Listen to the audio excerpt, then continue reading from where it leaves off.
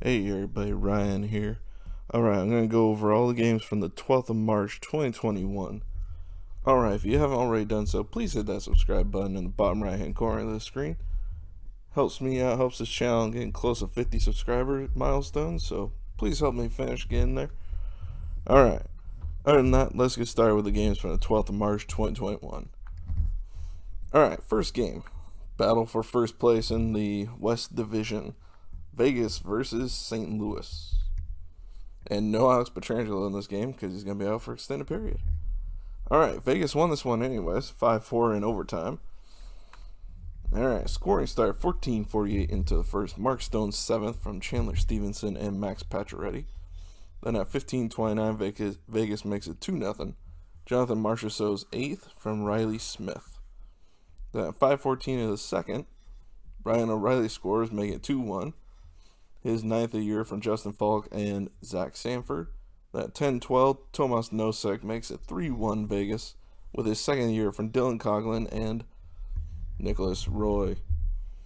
Then at 13:36, St. Louis makes it 3-2. Vladimir Tarasenko, first goal of the year since his return from injury, from Sammy Blais and Robert Bortuzzo. I'm sure that was a huge relief to get that out of the way for him. Alright, then at 4:53 of the third, St. Louis ties it 3-3. Zach Sanford's 8th on the power play from Mike Hoffman and Jordan Kyrou. Then at 10:40 of the third, St. Louis takes their first lead 4-3. David Perron's 11th on the power play from Braden Shen and Vladimir Tarasenko.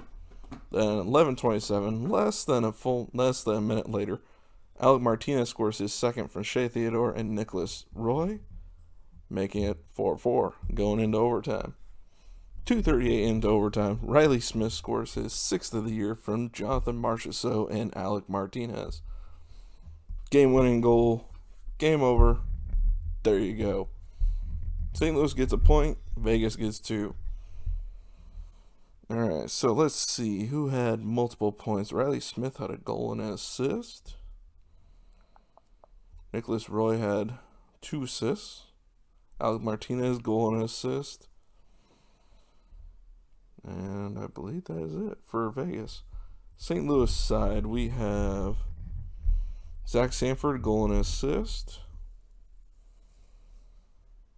Vladimir Tarasenko, goal and assist. That is it. Alright. Vegas outshot them 40-23. Vegas won the faceoff dot 51-49. Vegas was 1 for 4 on the power play. St. Louis 2 for 3. Penalty minutes were 8-6. St. Louis with 8. Hits were 23-16. St. Louis with the lead in that one. Blocks 17-13. Advantage to the Blues. Giveaways 13-12. Vegas with 13. Marc-Andre Fleury 19 saves, 826 save percentage. And Jordan Binnington 35 saves, 875 save percentage. Alright, on to Arizona versus Minnesota. This one is for a playoff spot for Arizona, and Minnesota still trying to maintain that pace with the top of the West. And Minnesota won this one 4-0. No scoring in the first and second periods. Third period is when it all came apart for Arizona. 5:47 into the third, Kirill Kaprizov scores his 8th from Matt Zuccarello and Jared Spurgeon.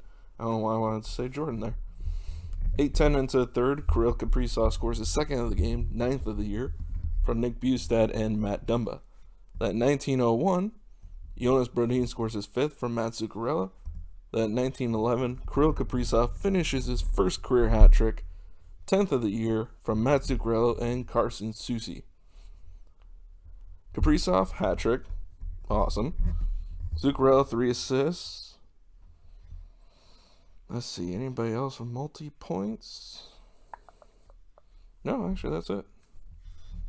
Alright, Arizona was outshot 32-25 by Minnesota. Arizona won the faceoff dot pretty handily, 66-34. Both teams 0 for 4 on the power play. Both teams 8 penalty minutes. Hits were 5-4. Minnesota with 5. Blocks 16 each. Giveaways 7-5. Minnesota with 7. Hill for Arizona made 28 saves for 903 save percentage. Talbot for Arizona, 25 save shutout. All right, on to Ottawa versus Edmonton. Now, Edmonton, the majority of Edmonton's wins this year have been against this Ottawa team.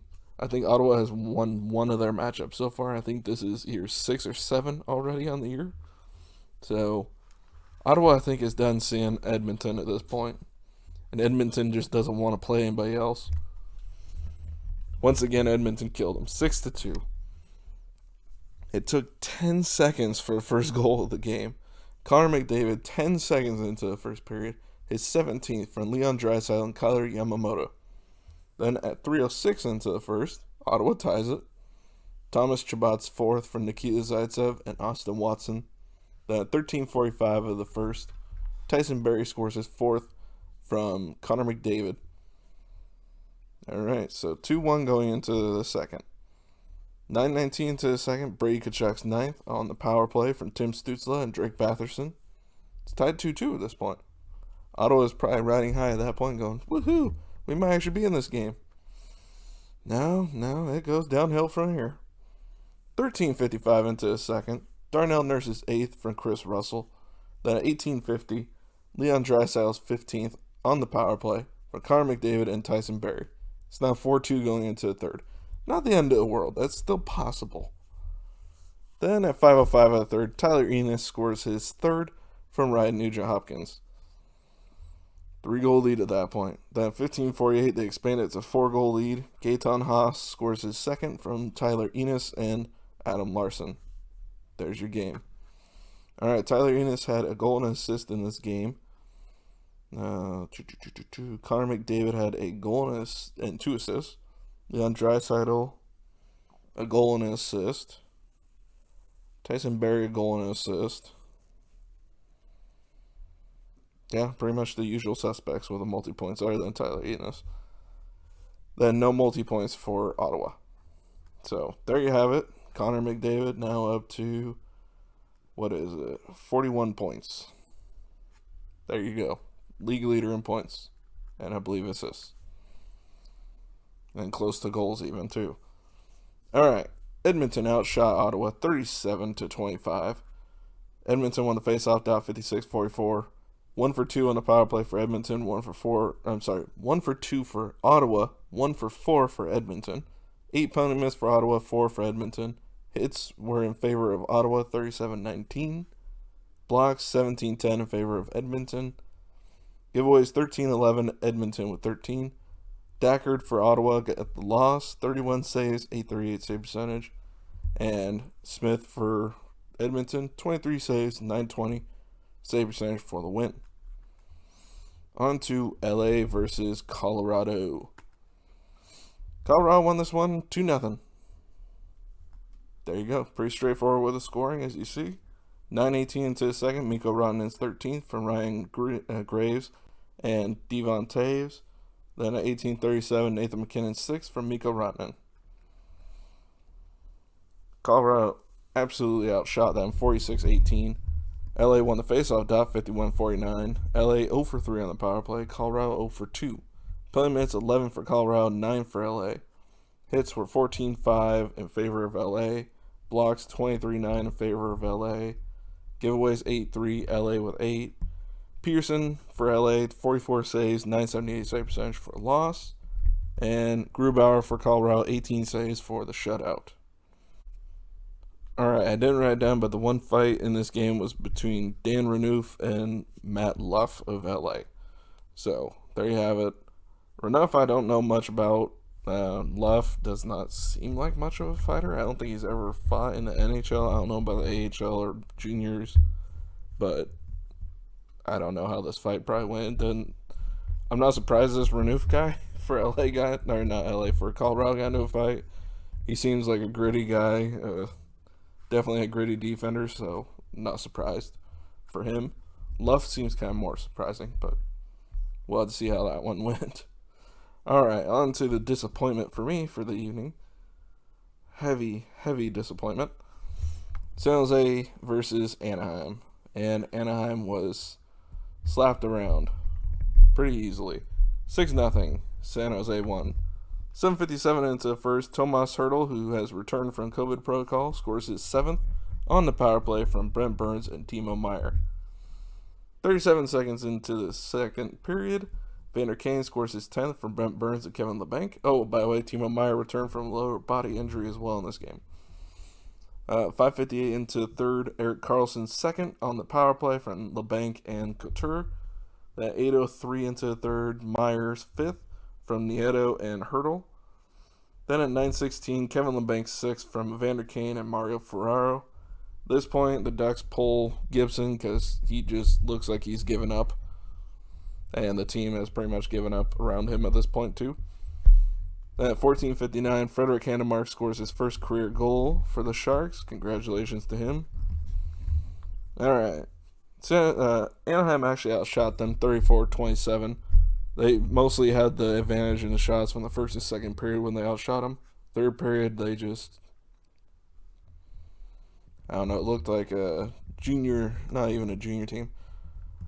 Looked like a 5-year-old hockey team versus, I don't know, worse versions of themselves.